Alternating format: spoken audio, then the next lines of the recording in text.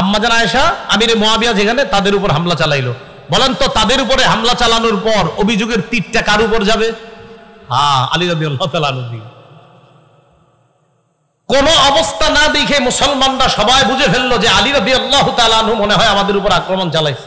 আসলে ঘটনাটা হযরত আলী ঘটায় নাই, ঘটাইছে ওই আব্দুল্লাহ ইবনে সাবা। এজন্য সব সময় সতর্ক থাকবেন।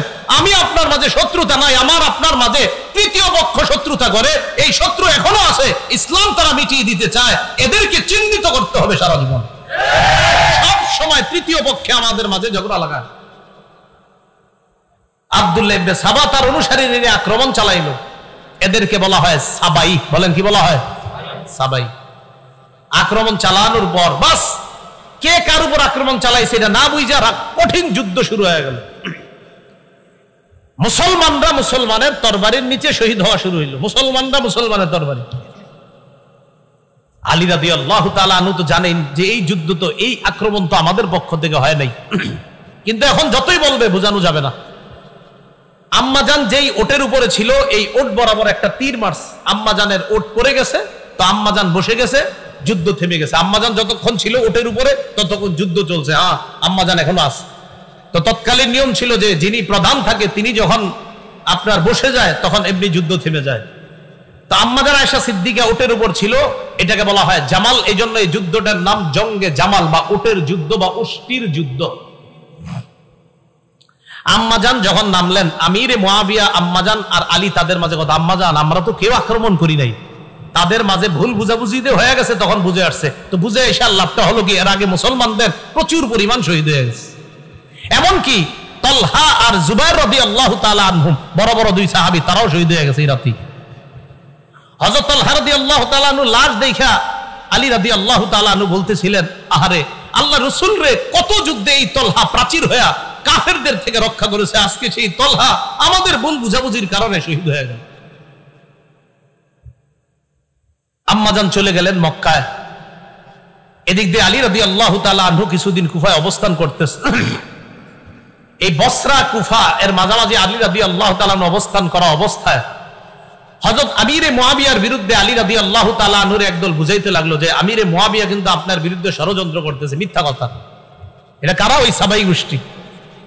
আলী রাদিয়াল্লাহু তাআলা আনহু কি করলেন? আমিরে মুআবিয়াকে শামের গভর্নর পদ থেকে হটায়া দিলেন। এটা আবার আমিরে মুআবিয়া রাদিয়াল্লাহু তাআলা আনহু মনে করলেন যে আলী রাদিয়াল্লাহু তাআলা আনহু এটা কেন করলেন? আসলে ঘটনাগুলো ঘটাইতেছে তৃতীয় পক্ষ বারবার। মুআবিয়া রাদিয়াল্লাহু তাআলা আনহু আলী রাদিয়াল্লাহু তাআলা আনহুর বিরুদ্ধে যুদ্ধ করার জন্য তৈরি। আলী রাদিয়াল্লাহু তাআলা আনহু প্রতিহত করার জন্য রওনা করছে। ইরাক এবং বসরার মাঝখানে একটা জায়গার নাম সিফফিন। এই সিফফিন নামক জায়গায় দুই দল মুসলমানের মাঝে তুমুল লড়াই হলো। দীর্ঘ 2 মাস পর্যন্ত লড়াই হলো। শুধু 70,000 মুসলমান শহীদ হলো। কয় হাজার? মুসলমানের তরবারিতে মুসলমান শহীদ। এই জঙ্গে জামাল আর সিফফিন দুই যুদ্ধে মিলে প্রায় 90,000 মুসলমান শহীদ হয়েছে। আলী রাদিয়াল্লাহু তাআলা আর আমিরে মুআবিয়ার মাঝে এরপরে দেখলো, সন্ধি হলো যে এটা তো আমরা কি করতেছি, নিজেরা নিজেদের বিরুদ্ধে লড়াই। হযরত আলী আর মুআবিয়া তারা দুইজন বুঝতে পারলো না, এগুলো তো ঠিক হচ্ছে না আমাদের। তাদের এই বোঝাপড়াটা মেনে নিতে পারে না ওই সাবাই গোষ্ঠী। আলী রাদিয়াল্লাহু তাআলা যখন সন্ধি করলেন যে আর যুদ্ধ হবে না, তখন একদল হযরতে আলীর এই কথা মেনে নিতে পারছে না। এবার ফতুয়া দাঁড়াইলো দুইটা, তারা দুইটা ফতুয়া দিল। কয়টা? ওই সাবাই গোষ্ঠী 2 ফতুয়া দিল। এক, আমিরে মুআবিয়া হযরত আলীর ইমামত না মানার কারণে তিনি কাফের, নাউজুবিল্লাহ বলেন। আর হযরত আলী মুআবিয়ার সাথে সন্ধি করার কারণে তিনি ফাসিক। দেখছেন দুজনের উপর ফতুয়া লাগাইছে যে আমিরে মুআবিয়া কাফের, নাউজুবিল্লাহ, হযরত আলীকে না মানার কারণে। আজ হযরত আলী কেন সন্ধি করলেন? এজন্য তিনি ফাসিক। আর একদল বের হয়ে গেল হযরত আলীর দল থেকে। বের হওয়ার আরবি হলো খুরুজ, খরজা ইয়াখরুজু, এখান থেকে বের হয়েছে। এই বের হওয়ার কারণে তাদেরকে বলা হয় খারিজি। এই খারিজি মানে এখান থেকে বের হয়ে গেছে। তাহলে সাবাইদের থেকে আরেকটা দল বের হয়ে গেল, এরা হয়ে গেল খারিজি। খারিজিরা বের হয়ে যাওয়ার পর তাদের ফতুয়া আমিরে মুআবিয়া কাফের, নাউজুবিল্লাহ। বড় দুঃখজনক বিষয়, বর্তমান যুগের অনেক মুসলমানও এটা মনে করে আমিরে মুআবিয়া কাফের। 3 বার নাউজুবিল্লাহ বলেন। আমিরে মুআবিয়াকে কি বলে? কাফের, নাউজুবিল্লাহ। রাসূলের একজন জান্নাতি সাহাবীকে বলে কাফের। রাসূল সাল্লাল্লাহু আলাইহি সাল্লাম বলছেন, আমার উম্মতের যে দলটা প্রথম নৌপথে লড়াই করবে তারা জান্নাতি। আমিরে মুআবিয়া ওই সাহাবী যিনি নৌবহর তৈরি করেছিলেন এবং রোমকদের নৌবহরকে শোচনীয়ভাবে পরাজিত করেছিলেন যে সাহাবী, তিনি আমিরে মুআবিয়া রাদিয়াল্লাহু তাআলা। তাহলে একজন জান্নাতি সাহাবীকে কাফের বলা, এটা কি মুসলমানরা যারা আমরা কাফের বলবো, এটা কি আমাদের সওয়াব হবে না গুনাহ হবে? অন্যায়, শুধু গুনাহ না, বড় গুনাহ। আল্লাহ আমাদেরকে হেফাজত করেন। আমিরে মুআবিয়া রাদিয়াল্লাহু তাআলা আর আলী রাদিয়াল্লাহু তাআলা আনহুর মাঝে এই সাবাই আর খারিজিরা আপনার একটা দ্বন্দ্ব লাগায়া দিল। এবার হযরত আলী রাদিয়াল্লাহু তাআলা আনহু কোনোভাবে শাসন ভাগটা রক্ষা করার জন্য তিনি তখন মদিনা থেকে ইসলামী খেলাফতটাকে নিয়ে গেল কুফায়। কোথায়? কুফায়। এখন মুসলমানদের ইসলামী খেলাফত পরিচালনা হয় কুফা থেকে। এই যে মদিনা থেকে ইসলামী খেলাফত বের হলো, আর অদ্যাবধি পর্যন্ত ইসলামী খেলাফত আর মদিনায় আসেনি।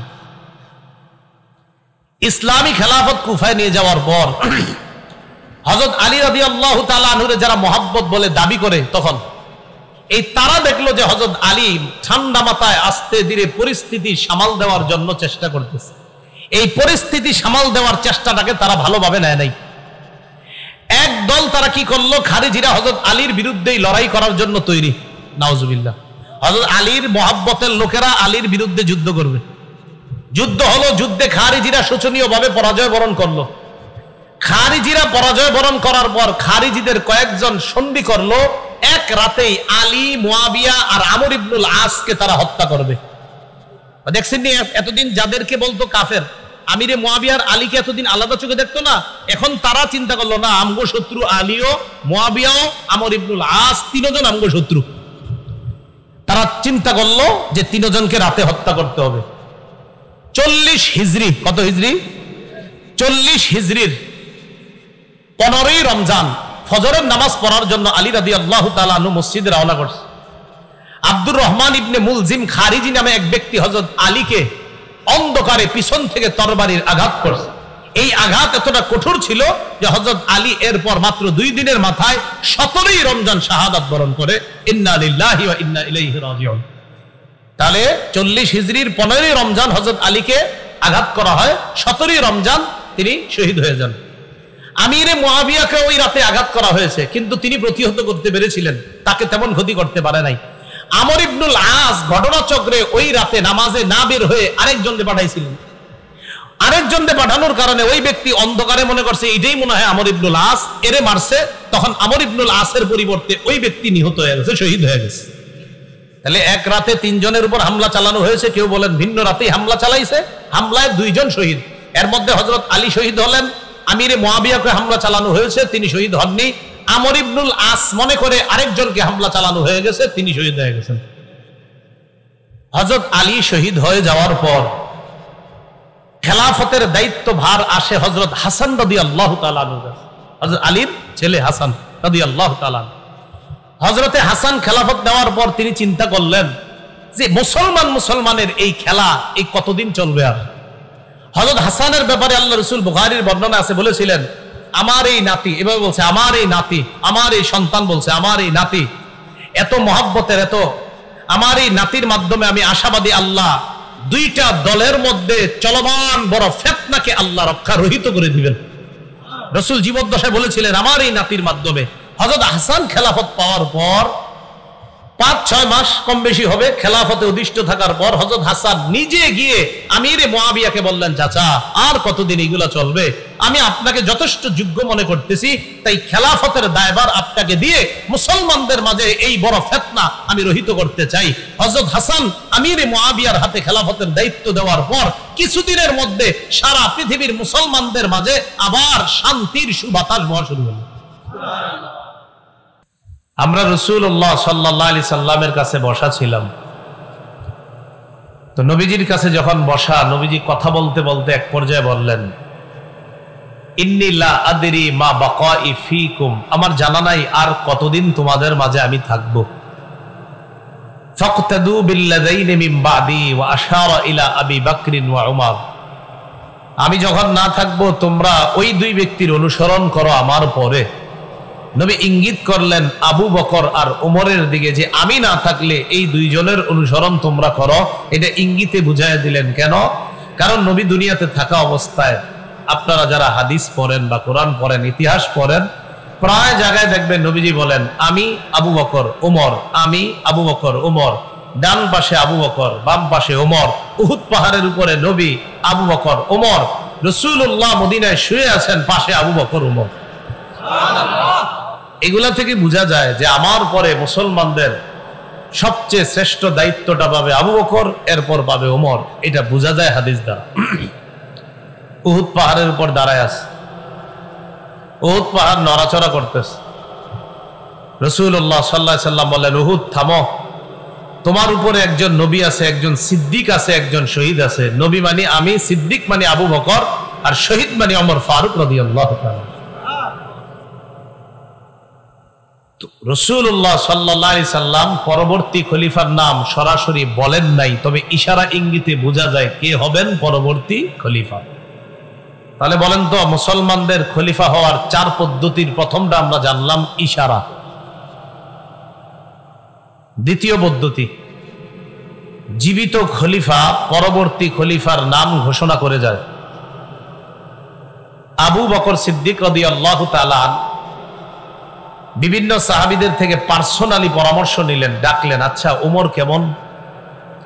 তো অনেকে বলে ওমর তো অনেক ভালো, কেউ কেউ আবার বলছে ওমর সব দিক দিয়ে ঠিক আছে কিন্তু রাগটা একটু বেশি, এরকম বলছে। আবু বকর সিদ্দিক বলেন, তোমরা যে কি বলো, আমি তো ওমরের চাইতে যোগ্য ব্যক্তি পৃথিবীতে আর কাউকে দেখছি না। আবু বকর সিদ্দিক জীবদ্দশায় পরবর্তী খলিফার নাম ঘোষণা করে গিয়েছেন যে ওমর সবচেয়ে যোগ্য ব্যক্তি। তাহলে মুসলমানদের খলিফা নির্বাচনের দ্বিতীয় পদ্ধতি পাইলাম, জীবিত ব্যক্তি পরবর্তী খলিফার নাম সরাসরি ঘোষণা করে গেছে। 3 নাম্বার পদ্ধতি, জীবিত খলিফা কয়েকজনের একটা সদস্য গঠন করে দিবেন, এটাকে বলা হয় মজলিসে শুরা। তাদেরকে দায়িত্ব দিবেন যে তোমরা পরামর্শ করে পরবর্তী খলিফা নির্বাচন করবা। ওমর ফারুক রাদিয়াল্লাহু তাআলা 6 জনের একটা শুরা সদস্য গঠন করে দিছে। এই 6 জনকে দায়িত্ব দিলেন পরবর্তী খলিফা নির্বাচন করতে। তাহলে 3 নাম্বার পদ্ধতি আমাদের কাছে স্পষ্ট, জীবিত খলিফা পরবর্তী খলিফা নির্বাচনের দায়িত্ব দিবে শুরা কমিটির উপর। 4 নাম্বার পদ্ধতি, জনগণের মধ্যে একদল অভিজ্ঞ মানুষ মুসলমানদের একজনকে খলিফা হিসাবে মেনে নিয়ে তার হাতে বায়াত হবে, তখন অন্যান্যরাও তার হাতে বায়াত হবে। এটা 4র্থ পদ্ধতি। এটাকে আবার সরাসরি অবাধে জনগণ বলা যায় না, বিশেষ জনগণ বলা যায়। এটা দ্বারা অনেকে অনেক কিছু বুঝাইতে চায় 4র্থ পদ্ধতি দ্বারা, যে জনগণ নির্বাচন করা মানে কি। এই জনগণ দ্বারা উদ্দেশ্য অবাধে জনগণ না, এই জনগণ দ্বারা উদ্দেশ্য বিশেষ জনগণ তাদের খলিফা নির্বাচন করবে, বায়াত হবে, আর অন্যান্য জনগণ আস্তে আস্তে তার হাতে বায়াত হবে। তাহলে আবু বকর সিদ্দিক খলিফা হলেন ইশারার মাধ্যমে, ওমর ফারুক রাদিয়াল্লাহু তাআলা খলিফা হলেন, আবু বকর সিদ্দিক নির্বাচন করে গেছেন। উসমান গনি রাদিয়াল্লাহু তাআলা আনহু খলিফা হলেন শুরা কমিটির মাধ্যমে। 4র্থ খলিফা আলী রাদিয়াল্লাহু তাআলা আনহু খলিফা হলেন, একদল জনগণ তাকে খলিফা হিসাবে মেনে নিয়েছে, আস্তে আস্তে মুসলমানরা তার হাতে বায়াত হয়েছে। এই হলো 4টা পদ্ধতি। কয়টা পদ্ধতি? এই 4 পদ্ধতি মাথায় রাখলে একদম মন দিয়ে শুনবেন, মাথায় একদম এদিক সেদিক করবেন না, না একদম কিছু মনে রাখবেন না। আপনারা প্রায় সময় অনেক প্রশ্নের সম্মুখীন হন, আলোচনাটা মন দিয়ে শোনেন, দেখবেন অনেক প্রশ্নের সমাধান পেয়ে যাবেন ইনশাআল্লাহ। রাসূলুল্লাহ সাল্লাল্লাহু আলাইহি সাল্লাম মদিনায় আগমন করার আগে ইহুদিদের ইবাদতখানা ছিল মদিনায়, ইহুদিদের বড় বড় আলেম ছিল মদিনায়। রাসূল সাল্লাল্লাহু আলাইহি সাল্লাম মদিনায় আসলেন, ইহুদিদের সাথে সন্ধি করলেন যে আমরা মিলেমিশে থাকবো, আমাদের উপর কেউ আক্রমণ করলে তোমরা সহযোগিতায় এগিয়ে আসবে, তোমাদের উপর কেউ আক্রমণ করলে আমরা তোমাদের সহযোগিতায় এগিয়ে যাব। ইহুদিরাও চুক্তি নামায় স্বাক্ষর করছে, ইহুদিদের সাথে রাসূল চুক্তি করছে। ইহুদিরা কিছুদিন পরে চুক্তি ভাঙ্গা শুরু করছে। রাসূল সাল্লাল্লাহু আলাইহি সাল্লামের জনপ্রিয়তা দেখে ইহুদিরা সহ্য করতে না পেরে চুপে চুপে মক্কার মুশরিক আর কাফেরদের সাথে আতাত করা শুরু করলো। মক্কার মুশরিকদের সাথে মিলেমিশে ইহুদিরা গোপনে প্ল্যান করলো আল্লাহ রসুলকে হত্যা করবে। বাস্তবিক অর্থে একদিন আল্লাহ রসুল সাল্লাল্লাহু আলাইহি সাল্লামকে ইহুদিরা দাওয়াত দিল। নবীজি কয়েকজন সাহাবী নিয়ে গেছে। যাওয়ার পর ইহুদিরা বলতেছে, ইয়া রাসূল আল্লাহ, আপনার সাথে কিছু পার্সোনাল কথা ছিল আমাদের, বলো। আপনার সাথে যে সাহাবীরা আছে তাদের সামনে বলা যাবে না।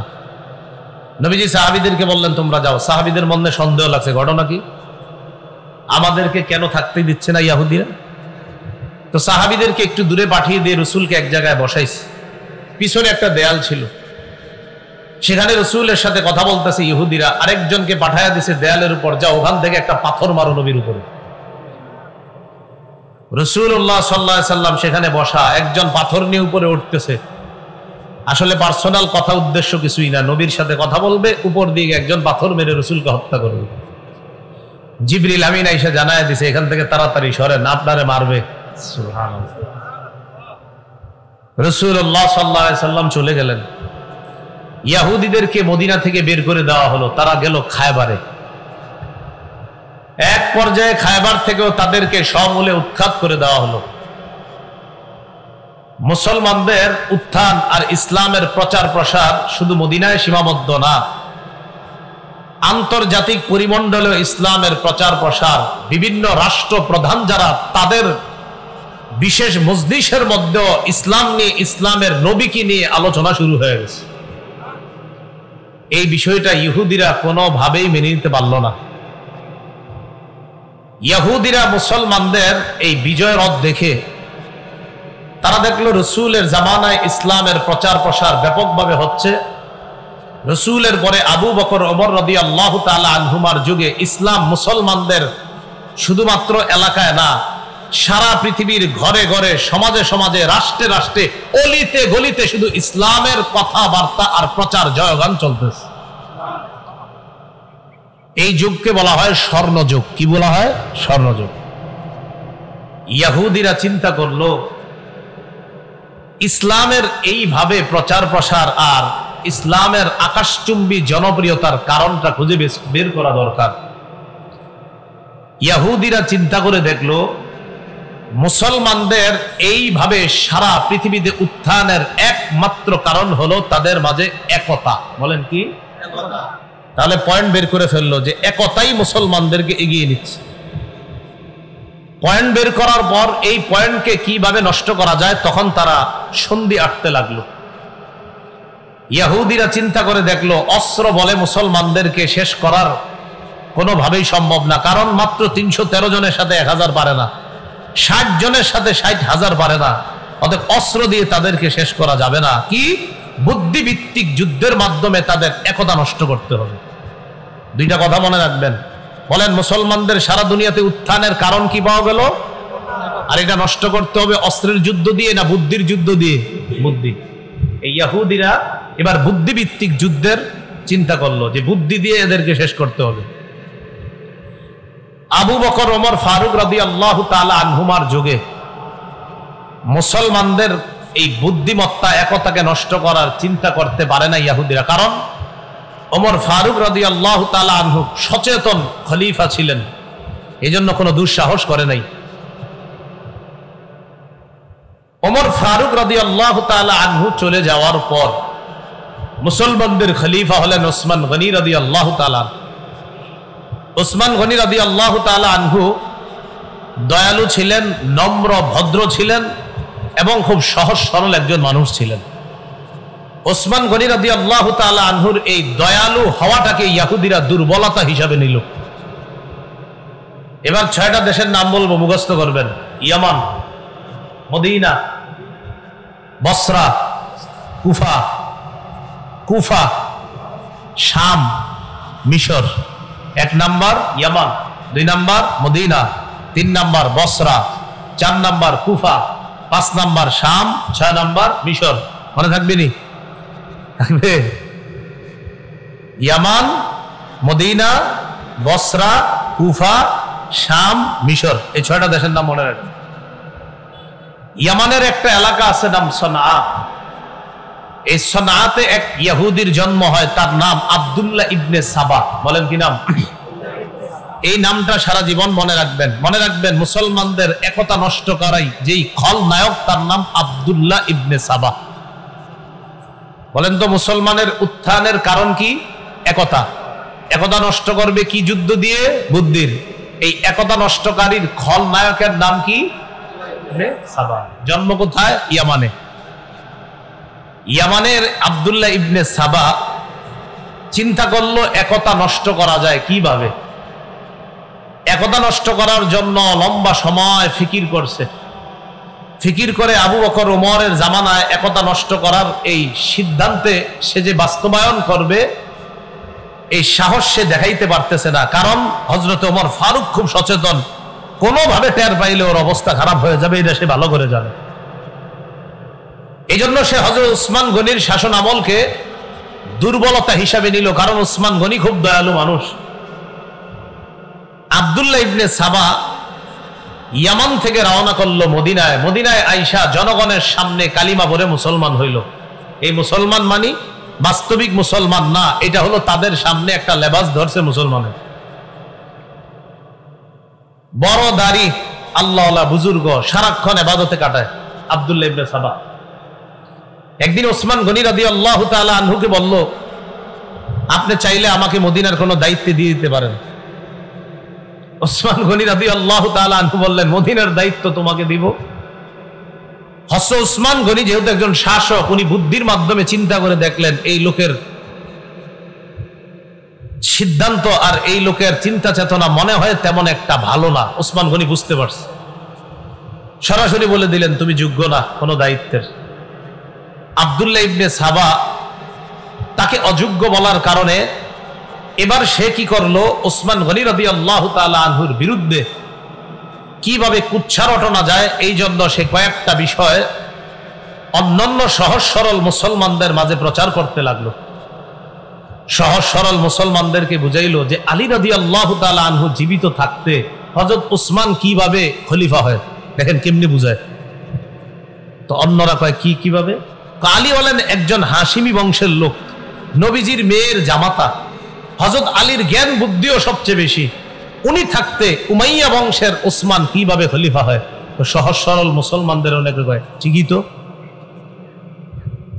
তো মোটামুটি ভাবে হযরত উসমানের বিরুদ্ধে একদল মুসলমান তৈরি করে ফেলছে সে। এটা কিন্তু আমাদের মাঝেও আছে, দেখবেন যদি আপনার এই আমাদের দেশেও আছে এরকম। যেমন বর্তমান যে খতিব আপনাদের মসজিদের, এই বেচারা আছে 20 বছর ধরে, ঘটনা চক্রে আরেকজন এই মসজিদে আপনারা ঢুকাইবেন।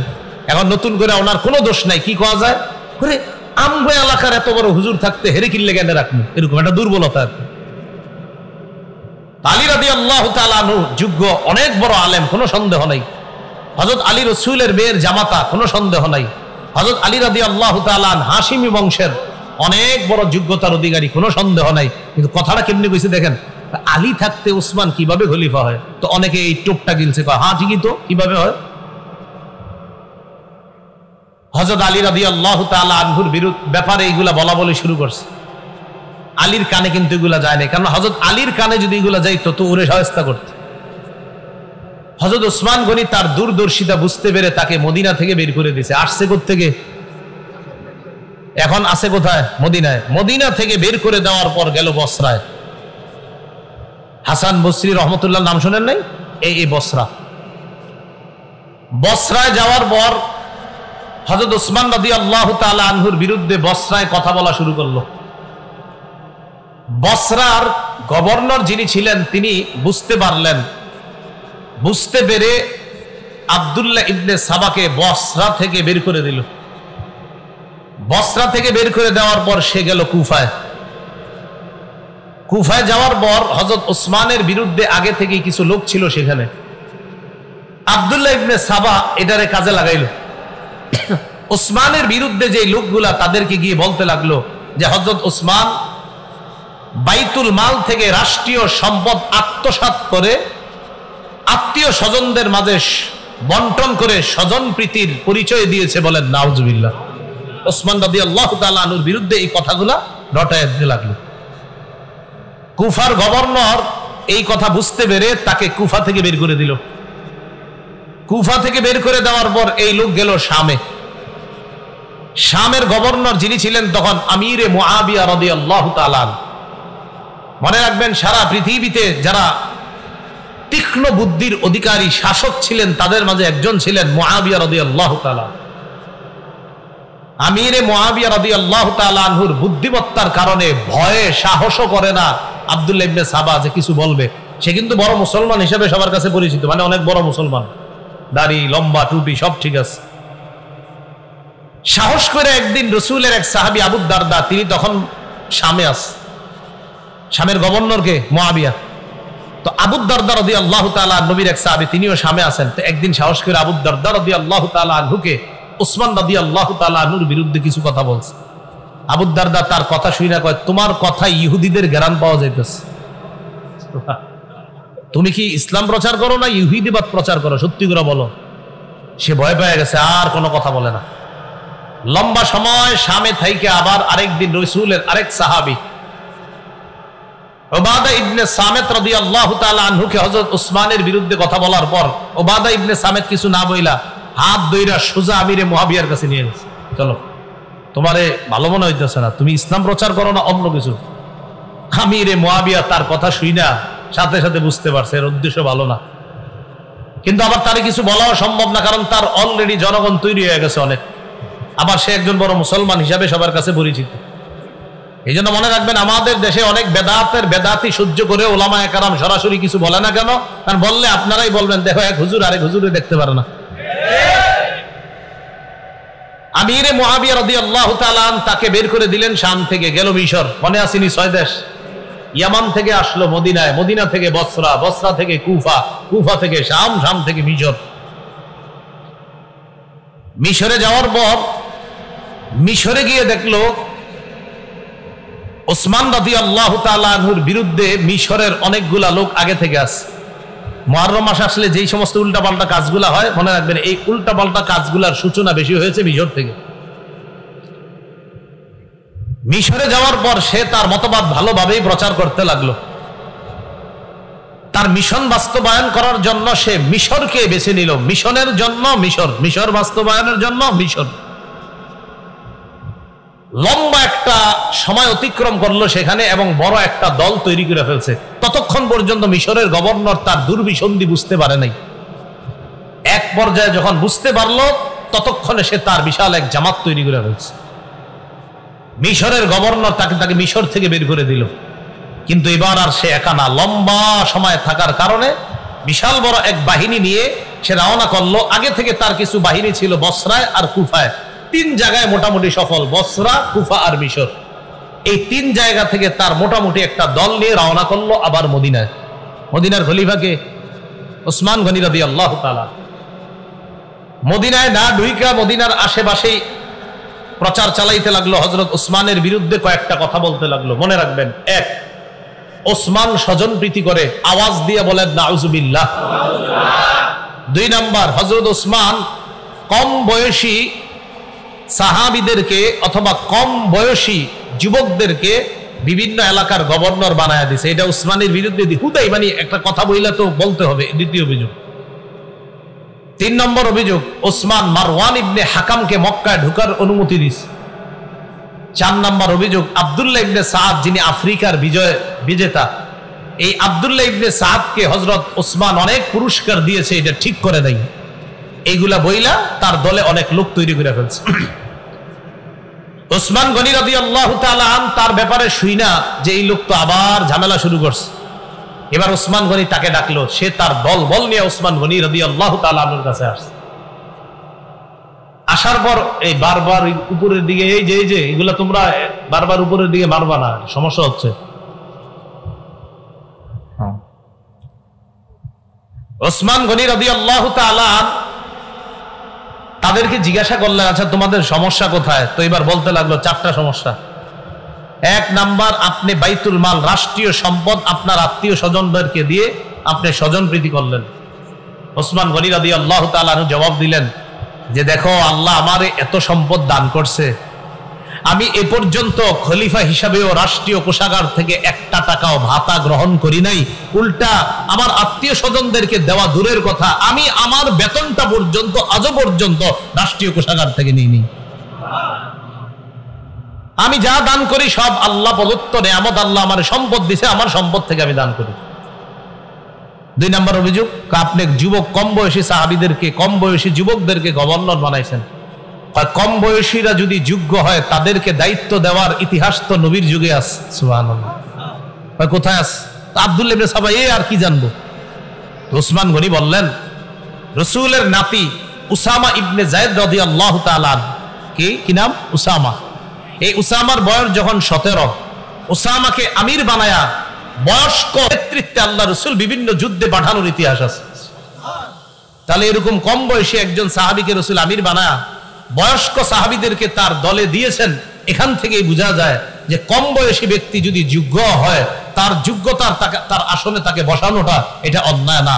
আর অভিযোগ থাকলে বলো। 3 নম্বর অভিযোগ, মারওয়ান ইবনুল হাকামকে আপনি মক্কায় ঢোকার অনুমতি কেন দিয়েছেন? রাসূল সাল্লাল্লাহু আলাইহি সাল্লামের সাহাবী উসমান গনি বললেন, মারওয়ান ইবনুল হাকাম একজন মুসলমান, আর মুসলমানকে মক্কায় ঢোকার অনুমতি রাসূল দিয়েছেন, এখানে আমি বাধা দেওয়ার কে? এজন্য এটা কোনো অভিযোগই না। 4 নাম্বার, আফ্রিকা বিজয় করেছে যে তাকে আপনি এত পুরস্কার দেওয়া ঠিক করেন নাই। আচ্ছা, পুরস্কার বেশি দেওয়া হয়ে গেছে? আচ্ছা ঠিক আছে, পুরস্কার ছিনায় আনলাম, অন্তত তুমি তারপরও বিশৃঙ্খলা করো না। উসমান গনি রাদিয়াল্লাহু তাআলা উনি ফিতনা পছন্দ করতেন না, উনি ঝগড়া পছন্দ করতেন না। উনি বললেন ঠিক আছে, পুরস্কার ফিরিয়ে আনলাম, তারপরও তুমি বিশৃঙ্খলা করো না।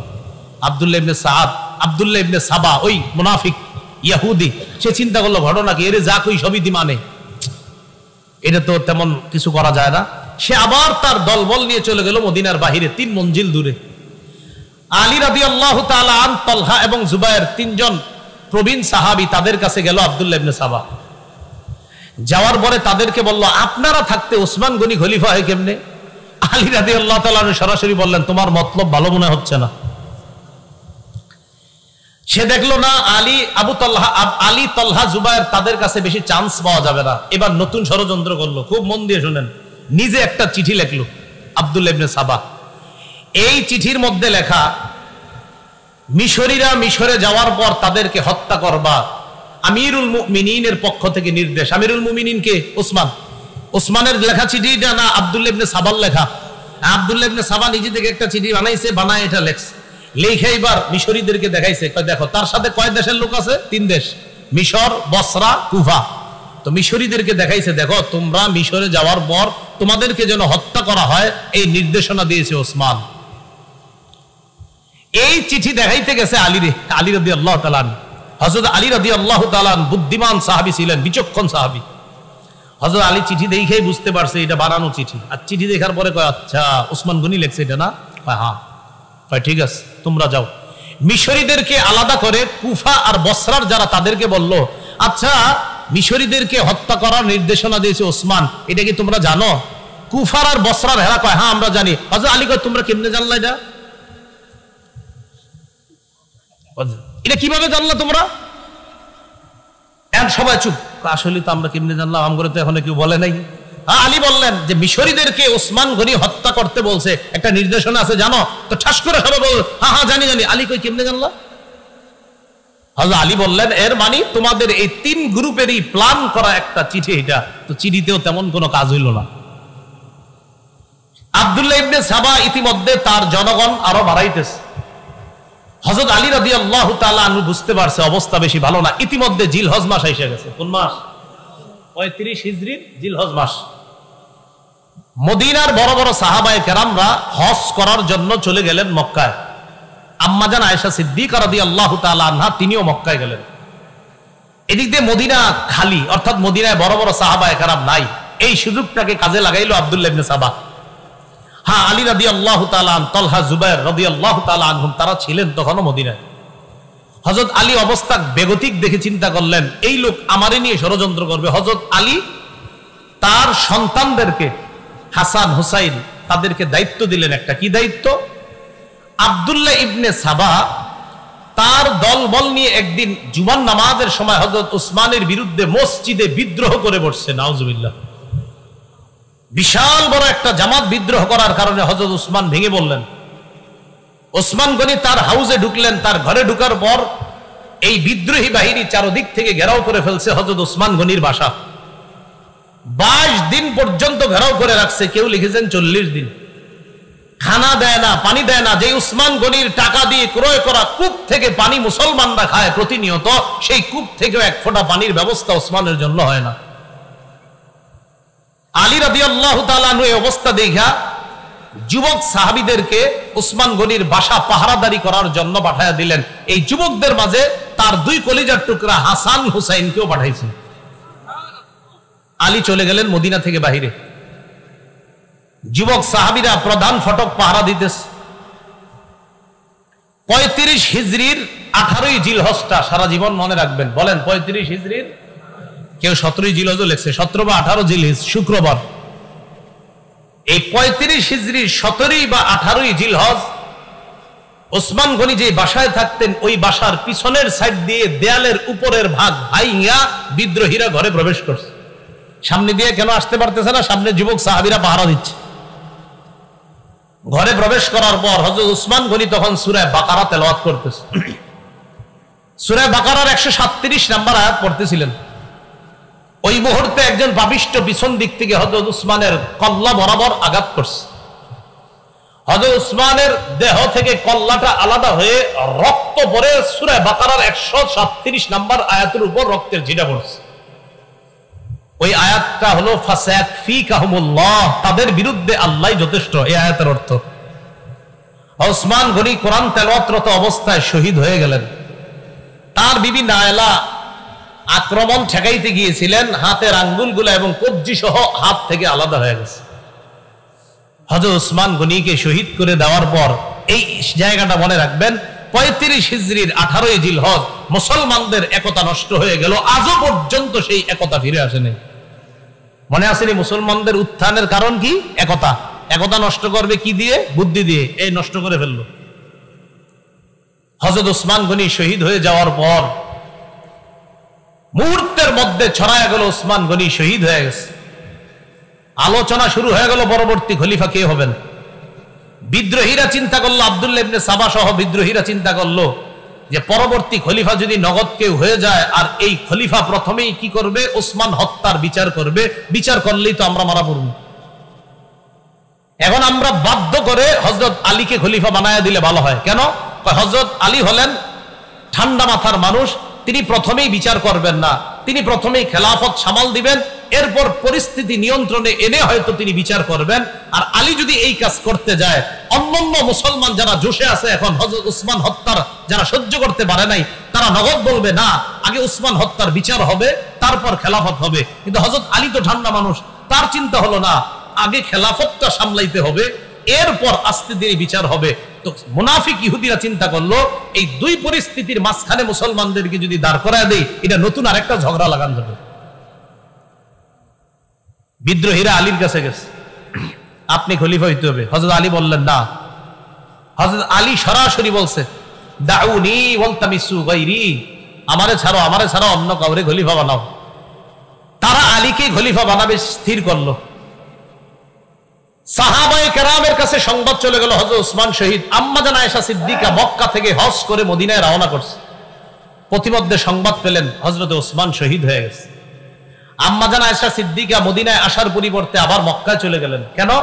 মক্কায় গিয়ে আম্মা জান আয়েশা সিদ্দিকার একটাই কথা যে ওসমান হত্যার বিচার হবে আগে, এরপর খেলাফত থেকে অধিষ্ঠিত হবে এটা পরে। ওসমান হত্যার বিচার হওয়ার আগে আমরা কেউ বায়াত হব না। আম্মা জান আয়েশা সিদ্দিকা এই ঘোষণা দিয়ে দিলেন। এই যে বিদ্রোহীরা আলীকে খলিফা বানায় দিছে জোর করে। হযরত আলী দেখলেন আমি যদি খেলাফত না নেই, এই মুহূর্তে এই বিদ্রোহীদের কেউ খেলাফত নিয়ে নিতে পারে। দেখছেন কিভাবে ব্যস্ত লাগাইছে। হযরত আলীও চিন্তা করতেছে খেলাফত না নিয়ে উপায় নাই।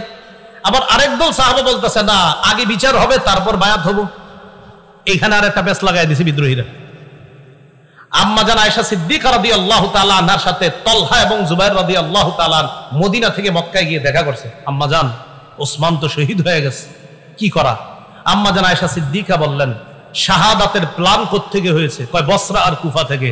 কয় চলো বসরা আর কুফায় যাব, সেখান থেকে আমরা ওসমান হত্যার বদলার প্ল্যান করব। কি বলতেছে আম্মা জান আয়েশা সিদ্দিকা রাদিয়াল্লাহু তাআলা আনহা। তিনি চলে গেলেন, রওনা করলেন বসরা। এদিক দিয়ে আলী রাদিয়াল্লাহু তাআলা আনহু যখন জানলেন যে আমার শাশুড়ি আম্মা জান আয়েশা সিদ্দিকা রাদিয়াল্লাহু তাআলা না কি হয় শাশুড়ি, যে আম্মা জান তো রওনা করছে বসরায়, আর বসরায় এই জন্যই যাচ্ছে যে ওসমান হত্যার বদলা।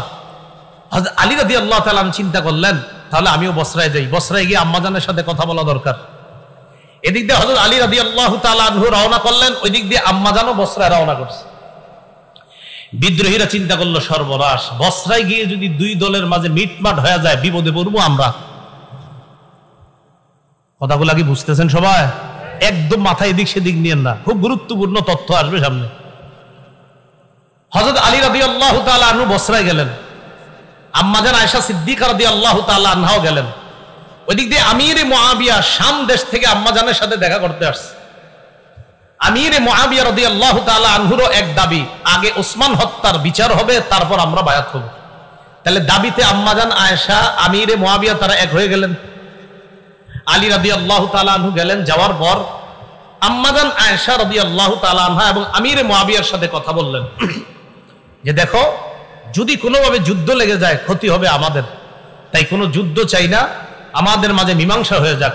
আম্মাজান আয়েশা সিদ্দিকা রাদিয়াল্লাহু তাআলা আনহা প্রস্তাব দিয়ে দিলেন, আমিরে মুআবিয়া তারা উভয় প্রস্তাব দিলেন। একটাই প্রস্তাব, আপনি মদিনায় ফিরে গিয়ে প্রথমে বিদ্রোহীদের বিচার করবেন, তারপর আমরাই আপনার হাতে হাত রেখে বা আমরাই আপনার কাছে বায়াত হব। তাহলে সহজ হয়ে গেল বিষয়টা। তাহলে কি জানাইলো এই জায়গায়? আলী রাদিয়াল্লাহু তাআলা মদিনায় আসবেন, আসার পর ওসমান রাদিয়াল্লাহু তাআলা আনহুর হত্যাকারীদের বিচার করবেন, তারপর মুসলমানরা ব্যাপকভাবে হযরতে আলীর কাছে বায়াত হবে, তাকে খলিফা হিসেবে মেনে নেবে।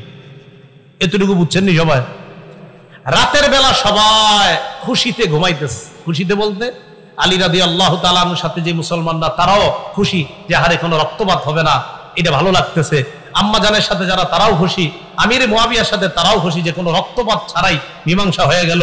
আব্দুল্লাহ ইবনে সাবা তার অনুসারীদের কি নিয়ে টেনশনে পড়ে গেল, বেটা বিপদে তো আমরাই পড়ব, কি করা? রাতের বেলা একটা ঘটনা ঘটাইতে হবে। রাতে সবাই ঘুম।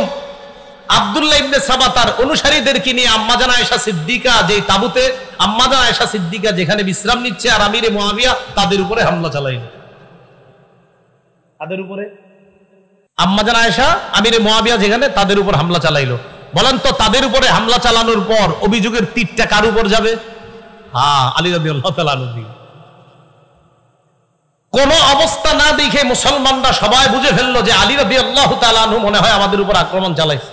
আসলে ঘটনাটা হযরত আলী ঘটায় নাই, ঘটাইছে ওই আব্দুল্লাহ ইবনে সাবা। এজন্য সব সময় সতর্ক থাকবেন। আমি আপনার মাঝে শত্রুতা নাই, আমার আপনার মাঝে তৃতীয় পক্ষ শত্রুতা করে। এই শত্রু এখনো আছে, ইসলাম তারা মিটিয়ে দিতে চায়, এদেরকে চিহ্নিত করতে হবে সারা জীবন। সব সময় তৃতীয় পক্ষে আমাদের মাঝে ঝগড়া লাগায়। আব্দুল্লাহ ইবনে সাবা তার অনুসারীরা আক্রমণ চালাইলো, এদেরকে বলা হয় সাবাই। বলেন কি বলা হয়? সাবাই। আক্রমণ চালানোর পর বাস কে কার উপর আক্রমণ চালাইছে এটা না বুঝা কঠিন যুদ্ধ শুরু হয়ে গেল। মুসলমানরা মুসলমানের তরবারির নিচে শহীদ হওয়া শুরু হইল। মুসলমানরা মুসলমানের তরবারি। আলী রাদিয়াল্লাহু তাআলা আনহু তো জানেন যে এই যুদ্ধ তো এই আক্রমণ তো আমাদের পক্ষ থেকে হয় নাই, কিন্তু এখন যতই বলবে বোঝানো যাবে না। আম্মাজান যেই ওটের উপরে ছিল এই ওট বরাবর একটা তীর মারছে, আম্মাজানের ওট পড়ে গেছে, তো আম্মাজান বসে গেছে, যুদ্ধ থেমে গেছে। আম্মাজান যতক্ষণ ছিল ওটের উপরে ততক্ষণ যুদ্ধ চলছে। হ্যাঁ, আম্মাজান এখনো আছে। তো তৎকালীন নিয়ম ছিল যে যিনি প্রধান থাকে তিনি যখন আপনার বসে যায় তখন এমনি যুদ্ধ থেমে যায়। তো আম্মাজান আয়েশা সিদ্দিকা ওটের উপর ছিল, এটাকে বলা হয় জামাল। এই জন্য এই যুদ্ধটার নাম জঙ্গে জামাল বা ওটের যুদ্ধ বা উষ্টির যুদ্ধ। আম্মাজান যখন নামলেন, আমিরে মুআবিয়া আম্মাজান আর আলী তাদের মাঝে কথা, আম্মাজান আমরা তো কেউ আক্রমণ করি নাই, তাদের মাঝে ভুল বুঝাবুঝিতে হয়ে গেছে, তখন বুঝে আসছে। তো বুঝে এসে লাভটা হলো কি, এর আগে মুসলমানদের প্রচুর পরিমাণ শহীদ হয়ে গেছে। এমনকি তালহা আর জুবাইর রাদিয়াল্লাহু তাআলা আনহুম বড় বড় দুই সাহাবী তারাও শহীদ হয়ে গেছে এই রাতে। হযরত তালহা রাদিয়াল্লাহু তাআলা আনহু লাশ দেখা আলী রাদিয়াল্লাহু তাআলা আনহু বলতেছিলেন, আহারে আল্লাহ রাসূল রে কত যুদ্ধে এই তালহা প্রাচীর হয়ে কাফেরদের থেকে রক্ষা করেছে, আজকে সেই তালহা আমাদের ভুল বুঝাবুঝির কারণে শহীদ হয়ে গেল। আম্মাজান চলে গেলেন মক্কায়। এদিক দিয়ে আলী রাদিয়াল্লাহু তাআলা আনহু কিছুদিন কুফায় অবস্থান করতেছে। এই বসরা কুফা এর মাঝামাঝি আলী রাদিয়াল্লাহু তাআলা আনহু অবস্থান করা অবস্থায় হযরত আমিরে মুআবিয়ার বিরুদ্ধে আলী রাদিয়াল্লাহু তাআলা আনহুর একদল বুঝাইতে লাগলো যে আমিরে মুআবিয়া কিন্তু আপনার বিরুদ্ধে ষড়যন্ত্র করতেছে, মিথ্যা কথা। এটা কারা? ওই সাবাই গোষ্ঠী। আলী রাদিয়াল্লাহু তাআলা আনহু কি করলেন? আমিরে মুআবিয়াকে শামের গভর্নর পদ থেকে হটাইয়া দিলেন। এটা আবার আমিরে মুআবিয়া রাদিয়াল্লাহু তাআলা আনহু মনে করলেন যে আলী রাদিয়াল্লাহু তাআলা আনহু এটা কেন করলেন? আসলে ঘটনাগুলো ঘটাইতেছে তৃতীয় পক্ষ বারবার। মুআবিয়া রাদিয়াল্লাহু তাআলা আনহু আলী রাদিয়াল্লাহু তাআলা আনহুর বিরুদ্ধে যুদ্ধ করার জন্য তৈরি। আলী রাদিয়াল্লাহু তাআলা আনহু প্রতিহত করার জন্য রওনা করছে। ইরাক এবং বসরার মাঝখানে একটা জায়গার নাম সিফফিন। এই সিফফিন নামক জায়গায় দুই দল মুসলমানের মাঝে তুমুল লড়াই হলো। দীর্ঘ 2 মাস পর্যন্ত লড়াই হলো। শুধু 70,000 মুসলমান শহীদ হলো। কয় হাজার? মুসলমানের তরবারিতে মুসলমান শহীদ। এই জঙ্গে জামাল আর সিফফিন দুই যুদ্ধে মিলে প্রায় 90,000 মুসলমান শহীদ হয়েছে। আলী রাদিয়াল্লাহু তাআলা আর আমিরে মুআবিয়ার মাঝে এরপরে দেখলো সন্ধি হলো যে এটা তো আমরা কি করতেছি, নিজেরা নিজেদের বিরুদ্ধে লড়াই। হযরত আলী আর মুআবিয়া তারা দুইজন বুঝতে পারলো না এগুলো তো ঠিক হচ্ছে না আমাদের। তাদের এই বোঝাপড়াটা মেনে নিতে পারে না ওই সাবাই গোষ্ঠী। আলী রাদিয়াল্লাহু তাআলা যখন সন্ধি করলেন যে আর যুদ্ধ হবে না, তখন একদল হযরতে আলীর এই কথা মেনে নিতে পারছে না। এবার ফতুয়া দাঁড়াইলো দুইটা, তারা দুইটা ফতুয়া দিল। কয়টা? ওই সাবাই গোষ্ঠী 2 ফতুয়া দিল। এক, আমিরে মুআবিয়া হযরত আলীর ইমামত না মানার কারণে তিনি কাফের, নাউজুবিল্লাহ বলেন। আর হযরত আলী মুআবিয়ার সাথে সন্ধি করার কারণে তিনি ফাসিক। দেখছেন দুজনের উপর ফতুয়া লাগাইছে যে আমিরে মুআবিয়া কাফের, নাউজুবিল্লাহ, হযরত আলীকে না মানার কারণে। আজ হযরত আলী কেন সন্ধি করলেন? এজন্য তিনি ফাসিক। আর একদল বের হয়ে গেল হযরত আলীর দল থেকে। বের হওয়ার আরবি হলো খুরুজ, খরজা ইয়াখরুজু, এখান থেকে বের হয়েছে। এই বের হওয়ার কারণে তাদেরকে বলা হয় খারিজি। এই খারিজি মানে এখান থেকে বের হয়ে গেছে। তাহলে সাবাইদের থেকে আরেকটা দল বের হয়ে গেল, এরা হয়ে গেল খারিজি। খারিজিরা বের হয়ে যাওয়ার পর তাদের ফতুয়া আমিরে মুআবিয়া কাফের, নাউজুবিল্লাহ। বড় দুঃখজনক বিষয়, বর্তমান যুগের অনেক মুসলমানও এটা মনে করে আমিরে মুআবিয়া কাফের। 3 বার নাউজুবিল্লাহ বলেন। আমিরে মুআবিয়াকে কি বলে? কাফের, নাউজুবিল্লাহ। রাসূলের একজন জান্নাতি সাহাবীকে বলে কাফের। রাসূল সাল্লাল্লাহু আলাইহি সাল্লাম বলছেন আমার উম্মতের যে দলটা প্রথম নৌপথে লড়াই করবে তারা জান্নাতি। আমিরে মুআবিয়া ওই সাহাবী যিনি নৌবহর তৈরি করেছিলেন এবং রোমকদের নৌবহরকে শোচনীয়ভাবে পরাজিত করেছিলেন যে সাহাবী, তিনি আমিরে মুআবিয়া রাদিয়াল্লাহু তাআলা। তাহলে একজন জান্নাতি সাহাবীকে কাফের বলা, এটা কি মুসলমানরা যারা আমরা কাফের বলবো, এটা কি আমাদের সওয়াব হবে না গুনাহ হবে? অন্যায়, শুধু গুনাহ না, বড় গুনাহ। আল্লাহ আমাদেরকে হেফাজত করেন। আমিরে মুআবিয়া রাদিয়াল্লাহু তাআলা আর আলী রাদিয়াল্লাহু তাআলা আনহুর মাঝে এই সাবাই আর খারিজিরা আপনার একটা দ্বন্দ্ব লাগাইয়া দিল। এবার হযরত আলী রাদিয়াল্লাহু তাআলা আনহু কোনোভাবে শাসন ভাগটা রক্ষা করার জন্য তিনি তখন মদিনা থেকে ইসলামী খেলাফতটাকে নিয়ে গেল কুফায়। কোথায়? কুফায়। এখন মুসলমানদের ইসলামী খেলাফত পরিচালনা হয় কুফা থেকে। এই যে মদিনা থেকে ইসলামী খেলাফত বের হলো, আর অদ্যাবধি পর্যন্ত ইসলামী খেলাফত আর মদিনায় আসেনি। ইসলামী খেলাফত কুফায় নিয়ে যাওয়ার পর হযরত আলী রাদিয়াল্লাহু তাআলা আনহুরে যারা মহব্বত বলে দাবি করে, তখন এই তারা দেখলো যে হযরত আলী ঠান্ডা মাথায় আস্তে ধীরে পরিস্থিতি সামাল দেওয়ার জন্য চেষ্টা করতেছে। এই পরিস্থিতি সামাল দেওয়ার চেষ্টাটাকে তারা ভালোভাবে নেয় নাই। এক দল তারা কি করলো, খারিজিরা হযরত আলীর বিরুদ্ধেই লড়াই করার জন্য তৈরি, নাউজুবিল্লাহ। হযরত আলীর মহব্বতের লোকেরা আলীর বিরুদ্ধে যুদ্ধ করবে। যুদ্ধ হলো, যুদ্ধে খারিজিরা শোচনীয়ভাবে পরাজয় বরণ করলো। খারিজিরা পরাজয় বরণ করার পর খারিজিদের কয়েকজন সন্ধি করলো, এক রাতেই আলী, মুআবিয়া আর আমর ইবনুল আসকে তারা হত্যা করবে। দেখছেন নি, এতদিন যাদেরকে বলতো কাফের, আমিরে মুআবিয়ার আলীকে এতদিন আলাদা চোখে দেখতো না, এখন তারা চিন্তা করলো না আমগো শত্রু আলীও, মুআবিয়াও, আমর ইবনুল আস, 3 জন আমগো শত্রু। তারা চিন্তা করলো যে 3 জনকে রাতে হত্যা করতে হবে। 40 হিজরি, কত হিজরি? 40 হিজরির 15ই রমজান ফজরের নামাজ পড়ার জন্য আলী রাদিয়াল্লাহু তাআলা আনহু মসজিদে রওনা করছে। আব্দুর রহমান ইবনে মুলজিম খারিজি নামে এক ব্যক্তি হযরত আলীকে অন্ধকারে পিছন থেকে তরবারির আঘাত করছে। এই আঘাত এতটা কঠোর ছিল যে হযরত আলী এরপর মাত্র 2 দিনের মাথায় 17ই রমজান শাহাদাত বরণ করে। ইন্না লিল্লাহি ওয়া ইন্না ইলাইহি রাজিউন। তাহলে 40 হিজরির 15ই রমজান হযরত আলীকে আঘাত করা হয়, 17ই রমজান তিনি শহীদ হয়ে যান। আমিরে মুআবিয়াকে ওই রাতে আঘাত করা হয়েছে, কিন্তু তিনি প্রতিহত করতে পেরেছিলেন, তাকে তেমন ক্ষতি করতে পারে নাই। আমর ইবনুল আস ঘটনাচক্রে ওই রাতে নামাজে না বের হয়ে আরেকজনকে পাঠাইছিলেন। আরেকজনকে পাঠানোর কারণে ওই ব্যক্তি অন্ধকারে মনে করছে এটাই মনে হয় আমর ইবনুল আস, এরে মারছে। তখন আমর ইবনুল আসের পরিবর্তে ওই ব্যক্তি নিহত হয়ে গেছে, শহীদ হয়ে গেছে। তাহলে এক রাতে 3 জনের উপর হামলা চালানো হয়েছে, কেউ বলেন ভিন্ন রাতেই হামলা চালাইছে, হামলায় 2 জন শহীদ। এর মধ্যে হযরত আলী শহীদ হলেন, আমিরে মুয়াবিয়াকে হামলা চালানো হয়েছে, তিনি শহীদ হননি। আমর ইবনুল আস মনে করে আরেকজনকে হামলা চালানো হয়ে গেছে, তিনি শহীদ হয়ে গেছেন। হযরত আলী শহীদ হয়ে যাওয়ার পর খেলাফতের দায়িত্ব ভার আসে হযরত হাসান রাদিয়াল্লাহু তাআলা আনহু, হযরত আলীর ছেলে হাসান রাদিয়াল্লাহু তাআলা। হযরতে হাসান খেলাফত নেওয়ার পর তিনি চিন্তা করলেন যে মুসলমানের এই খেলা এই কতদিন চলবে। আর হযরত হাসানের ব্যাপারে আল্লাহ রাসূল বুখারীর বর্ণনা আছে, বলেছিলেন আমার এই নাতি, এভাবে বলছে আমার এই নাতি, আমার এই সন্তান, বলছে আমার এই নাতি এত মহব্বতের, এত আমার এই নাতির মাধ্যমে আমি আশাবাদী আল্লাহ 2টা দলের মধ্যে চলমান বড় ফিতনাকে আল্লাহ রক্ষা রহিত করে দিবেন। রাসূল জীবদ্দশায় বলেছিলেন আমার এই নাতির মাধ্যমে। হযরত হাসান খেলাফত পাওয়ার পর 5-6 মাস কম বেশি হবে খেলাফতে অধিষ্ঠ থাকার পর হযরত হাসান নিজে গিয়ে আমিরে মুয়াবিয়াকে বললেন, চাচা আর কতদিন এগুলা চলবে, আমি আপনাকে যথেষ্ট যোগ্য মনে করতেছি, তাই খেলাফতের দায়ভার আপনাকে দিয়ে মুসলমানদের মাঝে এই বড় ফিতনা আমি রহিত করতে চাই। হযরত হাসান আমিরে মুয়াবিয়ার হাতে খেলাফতের দায়িত্ব দেওয়ার পর কিছুদিনের মধ্যে সারা পৃথিবীর মুসলমানদের মাঝে আবার শান্তির সুবাতাস বওয়া শুরু হলো। আমিরে মুয়াবিয়ার জামানায় ইসলাম আবার চতুর্দিকে ছড়ায় পড়া শুরু করলো, সুবহানাল্লাহ। আফগানিস্তানের কান্দাহার, কাবুল, বেলুচিস্তান, পাকিস্তানের লাহোর পর্যন্ত ইসলামের বিজয় পতাকা উড়ে শুরু করলো পাকিস্তান। আমিরে মুয়াবিয়ার জামানায় আফ্রিকার পুরো অঞ্চলগুলো, কঠিন কঠিন যে অঞ্চলগুলো যেখানে ইসলাম প্রচার করাটা কষ্ট ছিল, এই অঞ্চলগুলো আল্লাহ বিজয় দান করলেন। তো বেলুচিস্তান, পাকিস্তানের লাহোর, আফগানিস্তানের কাবুল, কান্দাহার, এগুলা সহ আপনার সুদূর মিশর থেকে মরক্কো পর্যন্ত আপনার ইসলামের জয় জয়কর অবস্থা যখন এইভাবে চলতেছিল, খুব সুন্দর চলতেছে।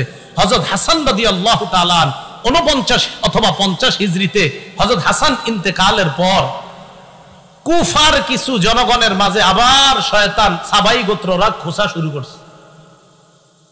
আপনার 41 হিজরি থেকে মোটামুটি আবার সুবাতাস ইসলামের। হযরত হাসান যখন আমিরে মুয়াবিয়ার হাতে খেলাফত দিয়ে দিল, আবার সুন্দর চলতেছে। তো হযরত হাসান ইন্তেকাল করছে 49 বা 50 হিজরিতে। কুফার কিছু লোক ওই সাবাই বা ওই শিয়া বা খারিজিদের চক্রান্তে আবার খোঁচানো শুরু করছে। কয় কি, কয় যেহেতু হাসান মারা গেছে, এক কাজ করা দরকার। কি, হুসাইনকে আমরা চিঠি পাঠাই যে আপনি খেলাফতের যোগ্য, আপনি আসেন।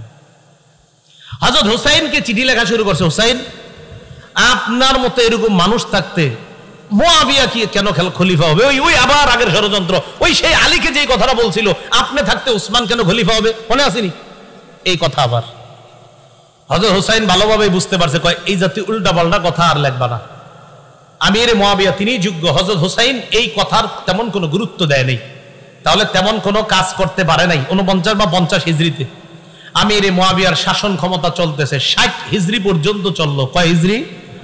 60 হিজরি। 60 হিজরি পর্যন্ত শাসন ক্ষমতা চলার পর আমিরে মুয়াবিয়া যখন মুমূর্ষ অবস্থা, চিন্তা করলেন কি করা যায়। ওই যে মুসলমানদের খলিফা নির্বাচনের পদ্ধতি 4টার একটা হলো পরবর্তী খলিফার নাম ঘোষণা করা। আমিরে মুয়াবিয়া ইজতিহাদ করে দেখলেন যে আমার পরে খলিফা কাকে বানানো যায়। তো তিনি দেখলেন যে আমার পরে খলিফা হিসেবে যোগ্য আমার ছেলে ইয়াজিদ। আমিরে মুয়াবিয়া দেখলেন।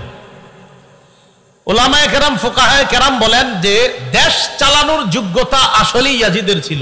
কি চালানো? কিন্তু তাকওয়া বা খোদাভীরুতা এই দিক দিয়ে হযরতে হুসাইন, আব্দুল্লাহ ইবনে ওমর, আব্দুল্লাহ ইবনে জুবায়ের, আব্দুল্লাহ ইবনে আব্বাস, আব্দুর রহমান ইবনে আবু বকর তখনও দুনিয়াতে জিন্দা। তাকওয়া খোদাভীরুতায় যে তারা শ্রেষ্ঠ, এতে কোনো সন্দেহ নাই। কিন্তু দেশ পরিচালনার যোগ্যতা যে ইয়াজিদের ছিল, এটা উলামায়ে কেরামও স্বীকার করে। তবে তাকওয়া খোদাভীরুতায় কারা এগিয়ে? হুসাইন, আব্দুল্লাহ ইবনে ওমর, আব্দুল্লাহ ইবনে জুবায়ের, আব্দুল্লাহ ইবনে আব্বাস, তারা এগিয়ে। আমিরে মুয়াবিয়া বড় বড় সাহাবী তাবিঈদের সাথে পরামর্শ করছে, আমি ইয়াজিদকে খেলাফতের দায়িত্ব দিতে চাই, আপনারা কি বলেন? তো তারা বলল, হ্যাঁ, দেশ পরিচালনায় ইয়াজিদকে দিতে পারেন। ততদিন পর্যন্ত ইয়াজিদের থেকে কোনরূপ খারাপ কিছু প্রকাশ পায় নাই। তো আমিরে মুয়াবিয়া পরবর্তী খলিফার নাম ঘোষণা করে গেছে। আমিরে মুআবিয়ার সম্পর্কে ইয়াজিদ কি হয়? ছেলে। হ্যাঁ, ইয়াজিদ যে খেলাফতের যোগ্য না, এই কথাটা হুসাইন রাদিয়াল্লাহু তাআলা আনহু সহ সাহাবায়ে কেরাম কেউ অস্বীকার করে নাই, যোগ্য না। তবে হুসাইন রাদিয়াল্লাহু তাআলা আনহু চেয়েছেন না, বাপের ছেলে খলিফা হবে, এই পন্থাটা বের রহিত হওয়া দরকার। এটা যদি প্রতিষ্ঠিত হয় তো দুনিয়াতে দেখা যাবে বাবার অযোগ্য ছেলেরাও খলিফা হওয়া শুরু হবে। এটা হুসাইন রাদিয়াল্লাহু তাআলা আনহু ছিলেন না, বাপের ছেলেই খলিফা হতে হবে, এই নিয়ম পদ্ধতিটা এটা দুনিয়া থেকে উঠে যাওয়া দরকার। এটা না উঠলে খালি বাপের ছেলেরা যদি খলিফা হতে থাকে, অযোগ্যরাও খলিফা হয়ে যাবে। এটা হুসাইন রাদিয়াল্লাহু তাআলা আনহুর চিন্তা, সঠিক চিন্তা।